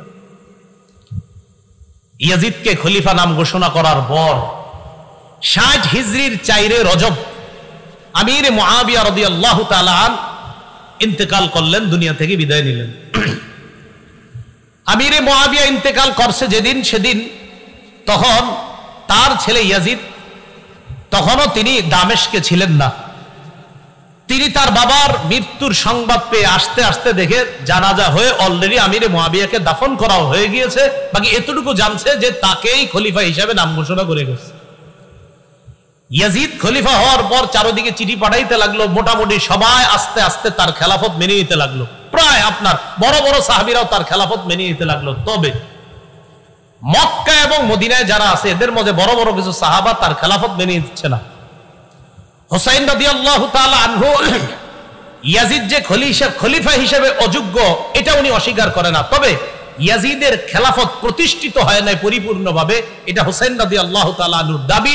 এবং তার দাবি হলো না, বাপের ছেলেই খলিফা হওয়া, এই পন্থাটা, এই পদ্ধতি দুনিয়া থেকে রহিত করতে হবে। এজন্য হুসাইন রাদিয়াল্লাহু তাআলা আনহু সোজা কথা, ইয়াজিদের খেলাফত আমি মানি না। আব্দুল্লাহ ইবনে আব্বাসও মানেন নাই, আব্দুল্লাহ ইবনে ওমর মানেন নাই, আব্দুর রহমান ইবনে আবু বকর তিনিও মানেন নাই, আব্দুল্লাহ ইবনে জুবায়ের তারা কেউ মানেন নাই। এতটুকু বুঝে আসছে? আচ্ছা, ইয়াজিদ চিন্তা করলো আমারে সারা দুনিয়া যদি খলিফা মানে আর এই বড় বড় 5 সাহাবী যদি না মানে তো আমার তেমন কোনো ভ্যালু থাকবে না। মনে রাখবেন তখন কুফার গভর্নর যিনি, তার নাম নু'মান ইবনে বশির রাদিয়াল্লাহু তাআলা, কুফার গভর্নর। বসরার গভর্নর যিনি ছিলেন তখন উবাইদুল্লাহ ইবনে জিয়াদ। আর মদিনার গভর্নর যিনি ছিলেন তার নাম হলো ওয়ালিদ ইবনে উতবা। ইয়াজিদ খলিফা হওয়ার পর ওয়ালিদ ইবনে উতবার কাছে চিঠি পাঠাইলো, তুমি যেইভাবে হোক, যেই পদ্ধতি হোক, তাড়াতাড়ি হুসাইন, আব্দুল্লাহ ইবনে জুবায়ের, আব্দুল্লাহ ইবনে ওমর, আব্দুল্লাহ ইবনে আব্বাস এদের থেকে তাড়াতাড়ি বায়াত নাও। এদের থেকে যদি বায়াত না নাও তাহলে কিন্তু আমার অবস্থা তেমন ঠিক হচ্ছে না, তাড়াতাড়ি এদের থেকে আমার পক্ষে বায়াত নাও। এতটুকু বুঝে আসছে? কুফা থেকে তখন শত শত চিঠি আসতে লাগলো হুসাইন রাদিয়াল্লাহু তাআলা আনহুর কাছে। হুসাইনকে চিঠিতে লিখতেছে, নবীর নাতি, আপনি হযরত আলীর সন্তান, আপনার মতো যোগ্য ব্যক্তি থাকতে ইয়াজিদকে আমরা কেউ খলিফা হিসেবে মেনে নিতে পারছি না। কুফার জনগণ আমরা কেউ তাকে খলিফা হিসেবে মানব না। কুফায় 1 লক্ষ লোক রেডি আছে ইয়াজিদের বিরুদ্ধে লড়াই করার জন্য, আপনি আমাদের কাছে চলে আসেন। কয় লাখ? 1 লাখ।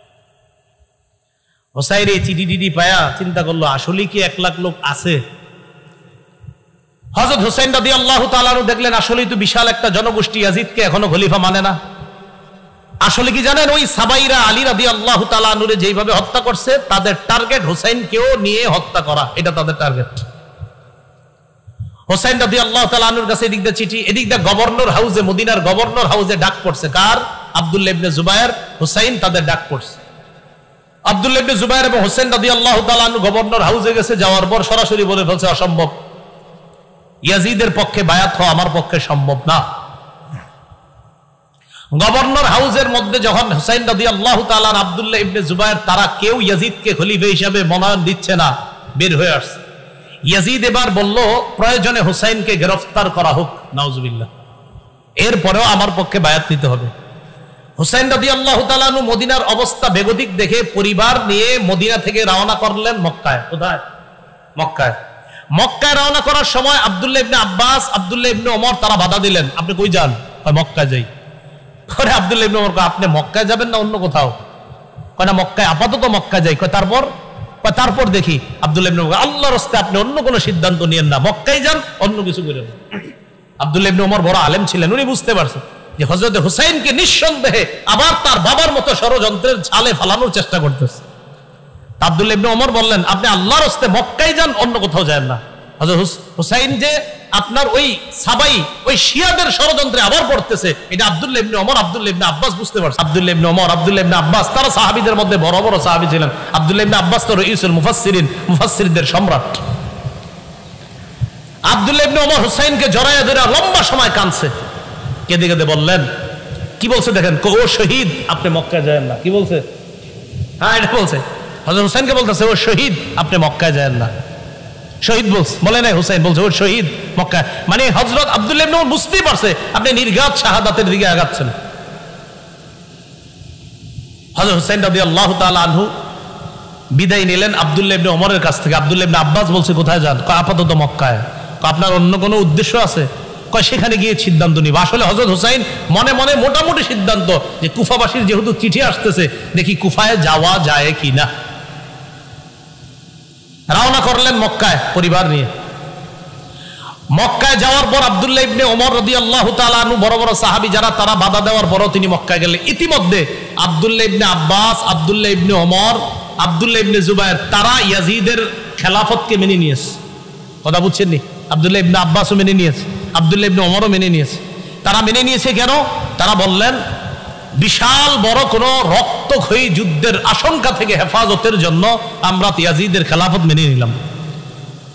এরা খেলাফত মেনে নেওয়ার পর হুসাইন রাদিয়াল্লাহু তাআলা আনহু যখন মক্কায় গেলেন, মক্কায় আরো চিঠি আসতে থাকলো, প্রচুর চিঠি। চিঠিতে শুধু একই কথা, আপনি আসেন কুফায়। এক পর্যায়ে কুফার অবস্থা যাচাই করার জন্য হুসাইন তার চাচাতো ভাই মুসলিম ইবনে আকিলকে পাঠাইছে কুফায়। তুমি যাও কুফার অবস্থা যাচাই করে আমারে জানাইবা।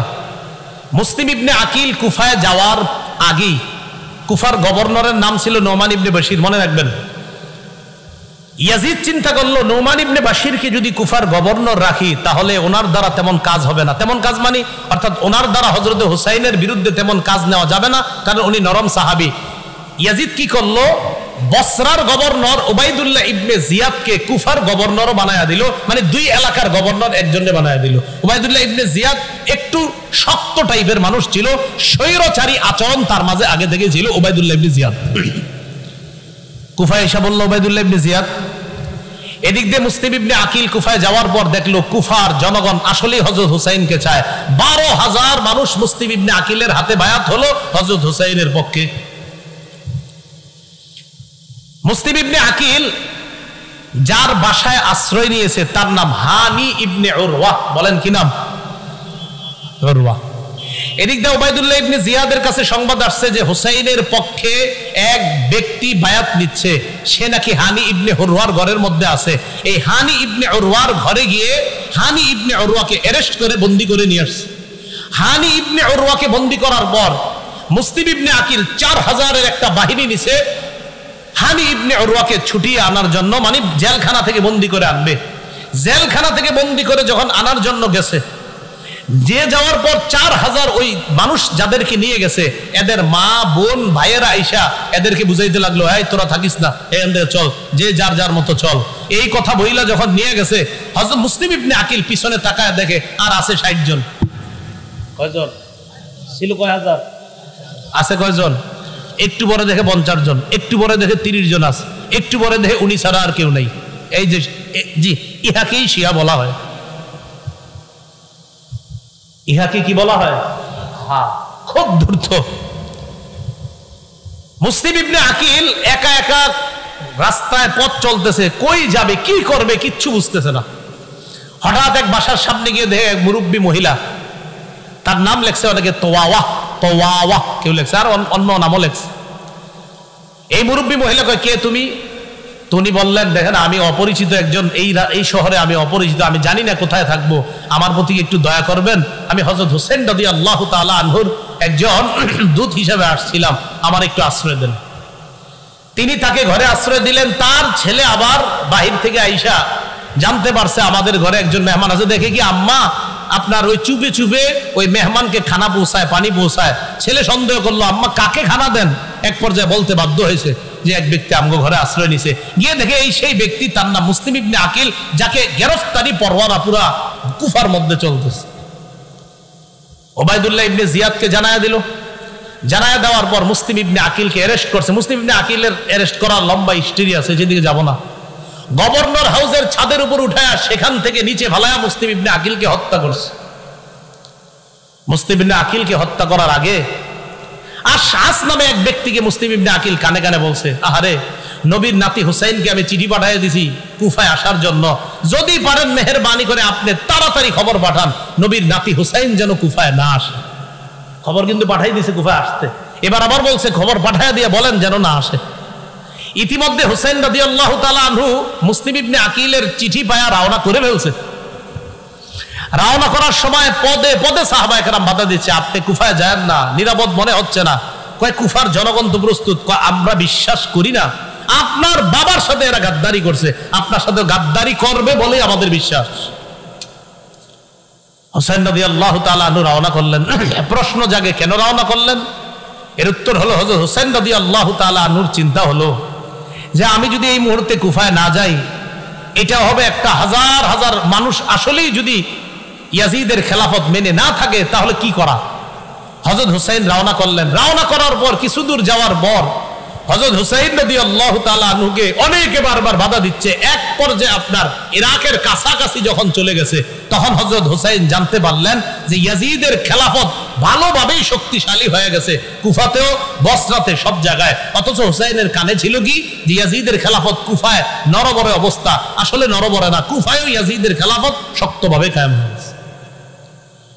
হুসাইন রাদিয়াল্লাহু তাআলা আনহু যখন গেলেন, ওবায়দুল্লাহ ইবনে জিয়াদ একটা বাহিনীকে পাঠিয়ে দিল, যে বাহিনীর প্রধান নাম হলো ওমর ইবনে সাদ। বলেন কি নাম? কতগুলা নাম বলছি আজকে, যদিও মনে থাকবে না আপনাদের, তো যাই হোক এরপরে শোনেন আর কি করা। এই ওমর ইবনে সাদের নেতৃত্বে একটা বাহিনী পাঠিয়ে দিছে হযরত হুসাইনের গতি রোধ রক্ষা করতে। মনে রাখবেন হুসাইন রাদিয়াল্লাহু তাআলা আনহু কিন্তু জিহাদের উদ্দেশ্যে কখনোই যায় নাই সেদিকে, জিহাদের উদ্দেশ্যে যায় না। এর প্রমাণ উনি শিশু নারীদেরকে নিয়ে গেছে, আর শিশু নারীদেরকে মুসলমান কখনো জিহাদে নেয় না, তুমি গেছে এমনি।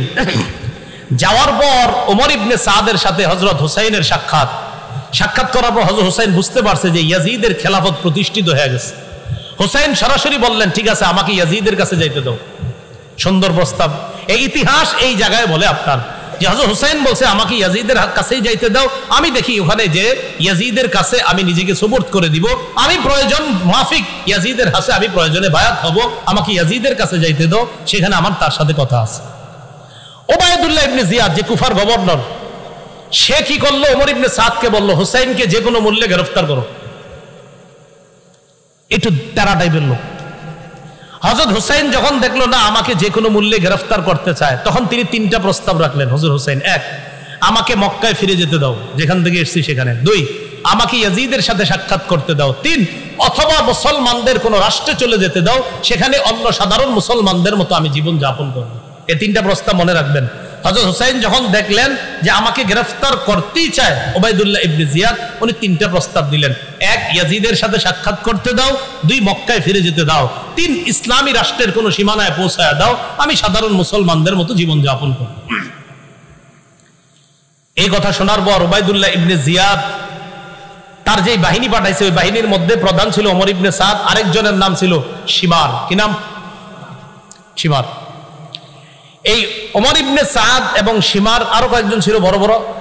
শিমার ওবায়দুল্লাহ ইবনে জিয়াদকে বুঝাইলো, কয় দেখেন শিকার হাতে পেয়ে এইভাবে হাতছাড়া করাটা ঠিক হবে না। ওবায়দুল্লাহ ইবনে জিয়াদও একটু নরম হয়েছিল, হ্যাঁ ঠিক আছে, যেহেতু রক্ত যুদ্ধ হবে না, তো রক্ত যদি না হয়, রক্ত যদি জমিনে না পড়ে, এটা তো ভালো কথা। হুসাইন যদি এমনি বায়াত হয়ে যায় তাহলে এটা খারাপ কথা না, সমস্যা কি, হোক ঠিক আছে, তাহলে তাকে ইয়াজিদের কাছে যাইতে দেই। শিমার বলল, আরে আপনি কি করতেছেন, এই শিকার যেটা পাইছেন এটা আর কখনো পাবেন না, হাত ছাড়া করেন না। ওবায়দুল্লাহ ইবনে জিয়াদ কয়, হ্যাঁ ঠিক আছে, তাই তো, তাহলে গ্রেফতার করেন।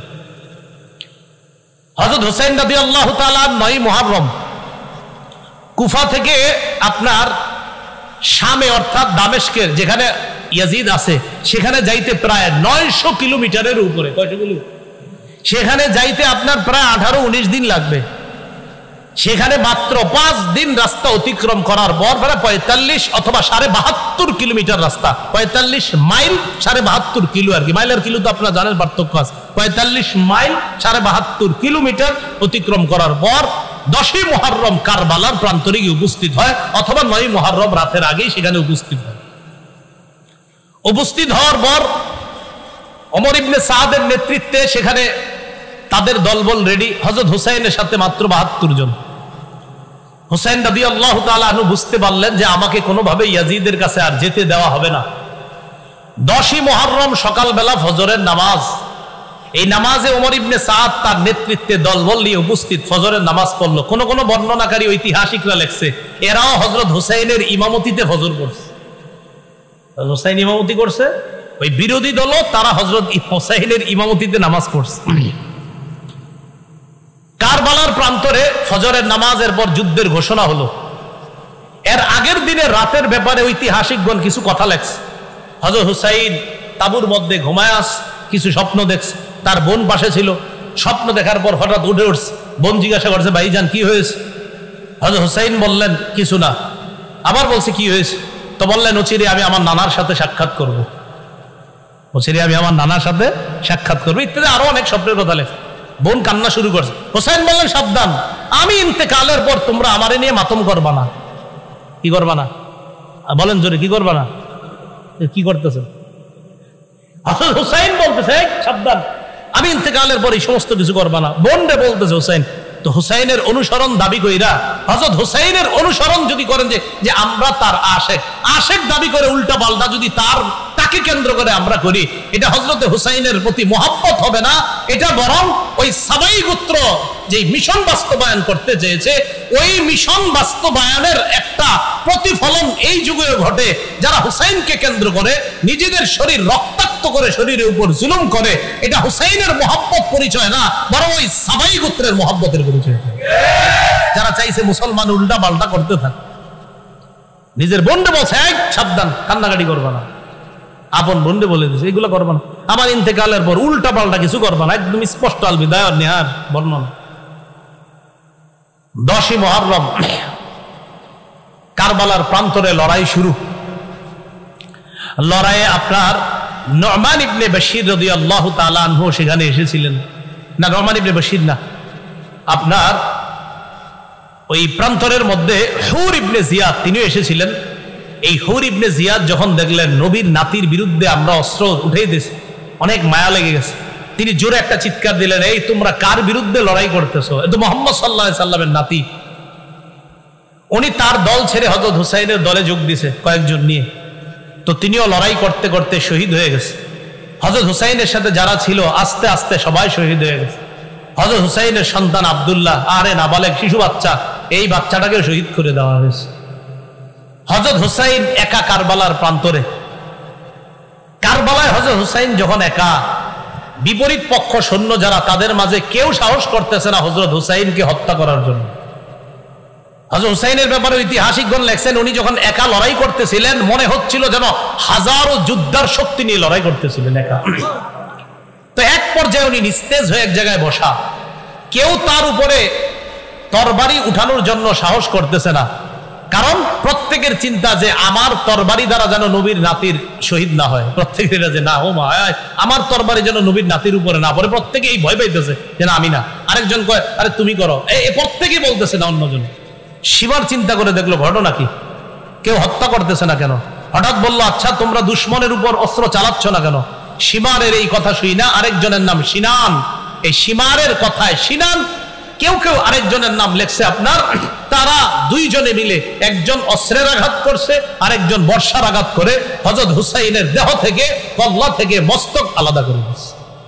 কারবালার প্রান্তরে হযরত হুসাইন রাদিয়াল্লাহু তাআলা আনহু শহীদ হয়ে গেলেন কারবালার প্রান্তরে। হযরত হুসাইন রাদিয়াল্লাহু তাআলা আনহুর শাহাদাত, এটা কেন্দ্র করে আমরা যে বিষয়গুলো বুঝি, যে সর্বশেষ তিনি চেয়েছিলেন ইয়াজিদের সাথে দেখা করার জন্য, তিনি মক্কায় ফিরে যেতে চেয়েছিলেন, তিনি চেয়েছিলেন ইসলামী কোন রাষ্ট্রে চলে যাওয়ার জন্য। এই জায়গায় খলনায়ক হিসেবে যাদেরকে দাঁড় করানো যায়, উল্লেখযোগ্য একজন উবাইদুল্লাহ ইবনে জিয়াদ, সিনান, তাদেরকেও দাঁড় করানো যায়। আর ইয়াজিদের সেই ঘোষণা যে উবাইদুল্লাহ ইবনে জিয়াদকে বলেছিল যে শোনো, আমার বিরোধিতা যেই করবে তাকে অ্যারেস্ট করবা, তাকে গ্রেফতার করবা, যাকে আমার বিরুদ্ধে বাবা তাকে অ্যারেস্ট করবা। এই ঘোষণাটাও এটা সঠিক ঘোষণা ছিল না। উবাইদুল্লাহ ইবনে জিয়াদের যে ঘোষণা যে হুসাইনকে কোনোভাবেই ইয়াজিদের কাছে পৌঁছতে দেওয়া যাবে না, এটাও ছিল অনেক বড় অন্যায়। এইভাবে আপনার মুসলমানদের এই যে রক্তে রঞ্জিত হওয়ার খেলা, সেই খেলা যে শুরু হলো, মুসলমানদের এই ইতিহাস ঐতিহ্য নষ্ট করার পিছনে মূল কারণটা কি? আমরা যে কারণটা জানলাম সেটা হলো খেলাফত ব্যবস্থাটা ধ্বংস করা। আর খেলাফত ব্যবস্থা ধ্বংস করলো কিভাবে? দেখলো মুসলমানদের একতা, এই একতা নষ্ট যারা করলো ওই তারাই মুসলমানদের হাতে মুসলমানদের রক্ত রঞ্জিত হওয়ার ইতিহাসটা রচনা করছে। মুসলমান কখনো মুসলমানকে অস্ত্র চালাইতো না, ওই সাবাইরা এটা শুরু করলো। এইভাবে আস্তে আস্তে আপনার স্পেন শাসন করলো 800 বছর। এই স্পেনও শাসন 800 বছর করার পর মুসলমানরা এক ষড়যন্ত্রের শিকার হয়ে স্পেন হাতছাড়া করলো। ভারত উপমহাদেশ প্রায় 400 বছর শাসন করলো, এখানে মুসলমান ষড়যন্ত্রের শিকার হলো। মূল কথা মনে রাখবেন, মুসলমান ঐক্যবদ্ধ জাতি হিসাবে থাকতে হবে। তৃতীয় পক্ষের ষড়যন্ত্রে মুসলমান যখনই কান দিবে তখন মুসলমান বিপদে পড়বে। মুসলমানদের একতা নষ্ট হয়ে গেলে তখন এই মুসলমানদের বিজয়ের পরিবর্তে পরাজয়ের গালি গ্রহণ করতে হবে। এই জন্য আমরা সবাই আজকের ইতিহাস থেকে যে বিষয়টা জানলাম, সবচেয়ে বেশি জরুরি এখন আমাদের একতা। কি দরকার বলেন তো? একতা। তো একতা হবে কিভাবে? আমার পাশে আরেক হুজুরে বয়া দেন, উনি আমার বিরুদ্ধে কয়, আমি ওনার বিরুদ্ধে কই, তো লাভ কি? এমনি আর একতা হবে কিভাবে? আল্লাহ আমাদের সকলকে প্রাথমিক কথাগুলা, কারবালার ইতিহাস তো অনেক শুনছেন, এটার চেয়ে বেশি মনে রাখবেন যে আমাদেরকে শেষ করে দিল কবে থেকে, ওই জায়গাগুলো মনে রাখবেন। যে আমাদের যে উত্থান সুন্দর ছিল, মনে থাকবেনি কত হিজরিতে? 1835 হিজরির 18ই জিলহজ বা 17ই জিলহজ হযরত উসমানকে শাহাদাতের মাধ্যমে মুসলমানদের যে একতা নষ্ট হয়েছিল, ওই একতাটা আজও পর্যন্ত ফিরে আসে নাই। আমরা আল্লাহর কাছে দোয়া করব যে মুসলমান সারা পৃথিবীর যারা, আমরা ঐক্যবদ্ধ জাতি হিসাবে থাকার চেষ্টা করব। আল্লাহ পাক রব্বুল আলামিন আমাদের সকলকে আজকে যে কথাগুলো জানলাম, একতা যেন আমরা অর্জন করতে পারি, আল্লাহ তৌফিক দান করেন। আমিন। ওয়া আখিরু দাওয়ানা আলহামদুলিল্লাহি রাব্বিল আলামিন।